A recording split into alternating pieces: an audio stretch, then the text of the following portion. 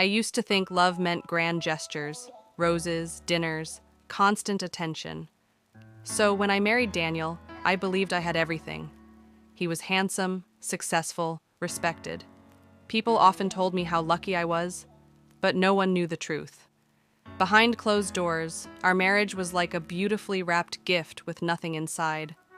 3 years in, and I still felt like a guest in his life. We barely talked unless it was about bills or appearances. He never hurt me, not physically. But emotional neglect has a way of draining you just as deeply. After Daniel's mother died, we moved into his father's house for a while, to help him grieve, he said. I didn't argue.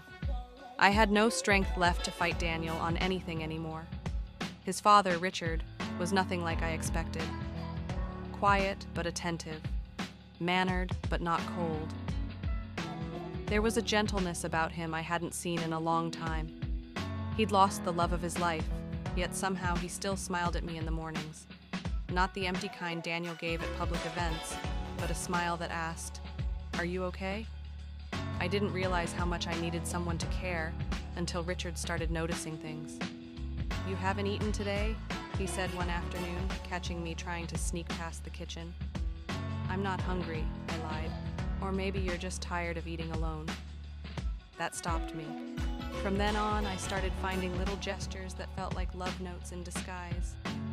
A cup of tea waiting for me after work. My favorite blanket folded neatly on the couch. A book left on my nightstand, one I mentioned months ago in passing.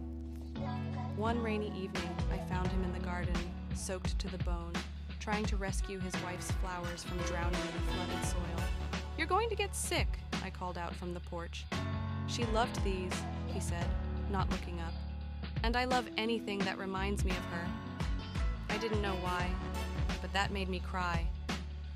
He came inside minutes later, shivering, drenched. I handed him a towel and began drying his hair like I would a child's. He just looked at me, not with lust, but with something deeper, something terrifyingly gentle. Weeks passed, and things grew more confusing. Daniel barely came home anymore.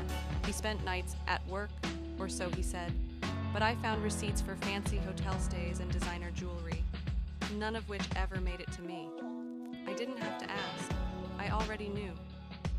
One night, I discovered an old photo album Richard had kept hidden behind the bookshelf.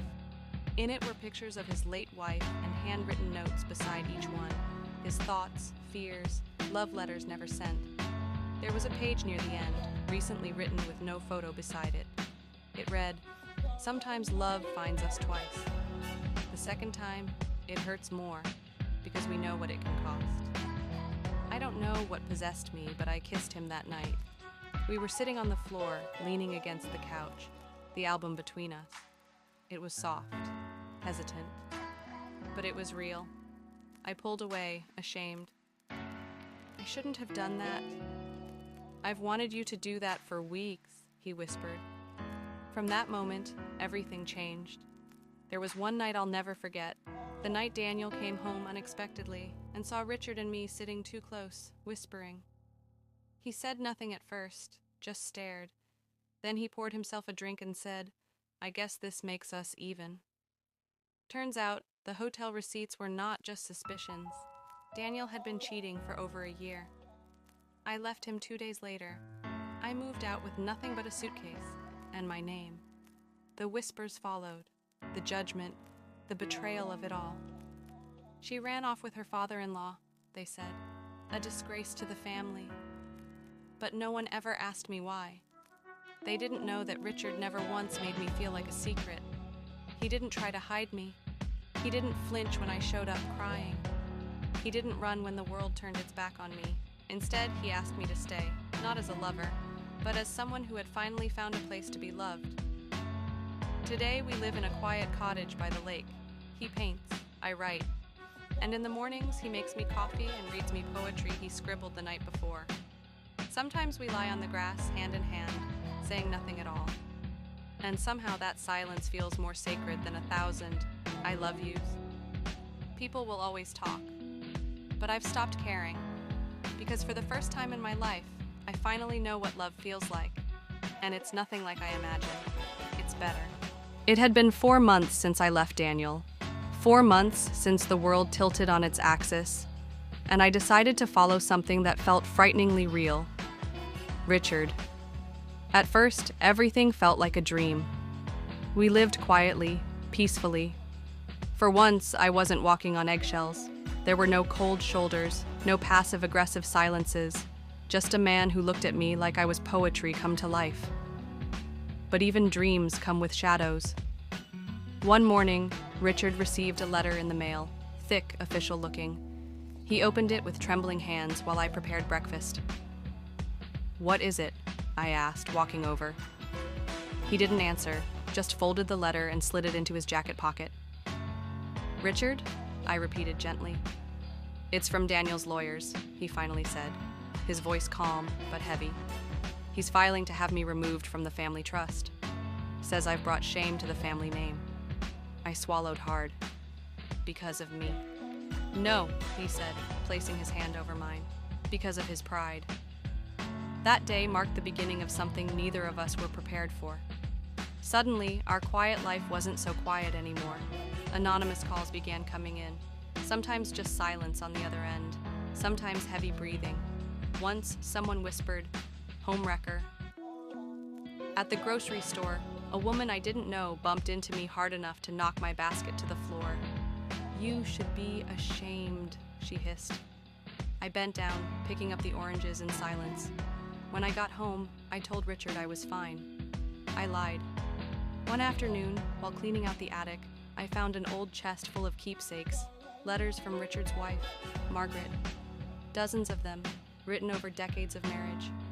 She wrote to him almost every week, even after arguments, even during happy times, even after her diagnosis. One particular letter caught my eye. It was dated just 2 weeks before she died. "If one day you find comfort in someone else's arms, I want you to know, you have my blessing. You loved me fully, and I release you to love again, fully." I cried holding that letter. And when Richard found me, I handed it to him without a word. He read it in silence.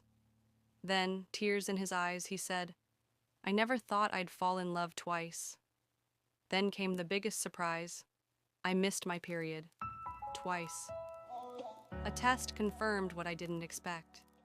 I was pregnant. I stared at the test in disbelief for 10 full minutes. The kind of disbelief that comes when life decides to throw you a curveball just when you're starting to feel steady. Richard was in the kitchen, humming while slicing peaches. I held the test behind my back as I entered. "Richard," I said quietly. He looked up, immediately sensing my shift in energy. "What's wrong?" I think we're having a baby." He blinked. Once, twice.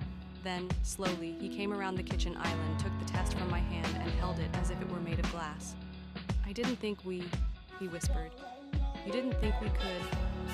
"I wasn't even sure I wanted children anymore," I said honestly. "But now that I know..." He smiled, a deep, aching kind of smile.